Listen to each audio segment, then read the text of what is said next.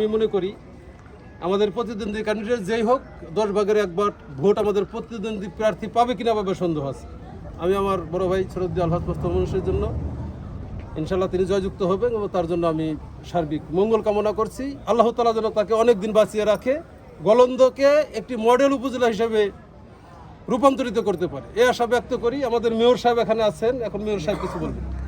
আসলে আমরা গোলন্দ পৌরসভা, দৌলতদিয়া ইউনিয়ন, উজানচর ইউনিয়ন, ছোট বাগলা ইউনিয়ন এবং দেবগ্রাম ইউনিয়ন 4টি একটা পৌরসভায় আমরা বিভিন্ন কেন্দ্র ঘুরেছি।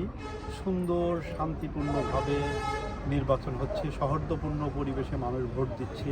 সকাল থেকে মানুষের ভোটার উপস্থিতি কম থাকলেও বেলা বাড়ার সাথে সাথে ভোটার উপস্থিতি বেড়ে যাচ্ছে। সব মিলিয়ে একটা সুন্দর পরিবেশে মানুষ উৎসব মুখর পরিবেশে ভোট দিচ্ছে। সেই ভোটের মধ্যে আমরা বুঝতে পারলাম যে এখানে আমাদের প্রার্থী যিনি আনারস মার্কায় আওয়ামী লীগের সভাপতি আলহাজ মোস্তফা মুন্সি, তিনি একজন ভালো মানুষ। যে কারণে ভালো মানুষ হিসাবে এবং আমাদের উন্নয়ন কর্মকাণ্ডের কারণেই কিন্তু আজকে মানুষ আনারস মার্কায় ভোট দেওয়ার জন্যে দূর দূরান্ত থেকে অটো ভাড়া করে রিক্সা করে চলে আসছে।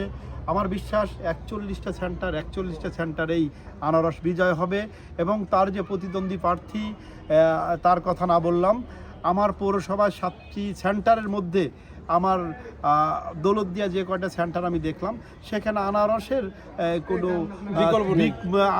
কোনো বিকল্প নেই এবং প্রতিদ্বন্দ্বী প্রার্থীর কোনো চেহারার আমি লোকজন দেখতে পাইনি। তাই সে এক কথা বলতেই পারি, নিরাপত্তার মধ্য দিয়ে সুষ্ঠু নির্বাচনের মাধ্যমে বিপুল বিপুল বিপুল ভোটের মাধ্যমে আনারসের বিজয় সুনিশ্চিত হবে ইনশাল্লাহ।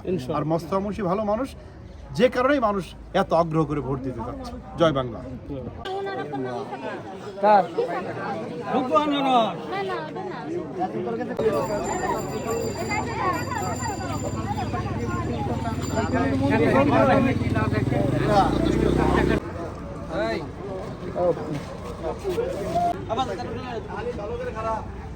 সবাই একটু বিজয় দেন, বিজয় ইনশাআল্লাহ দেখাই দিবেন।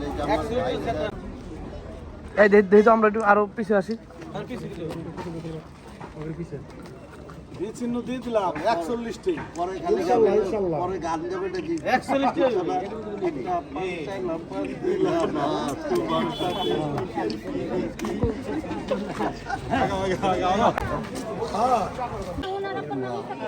কার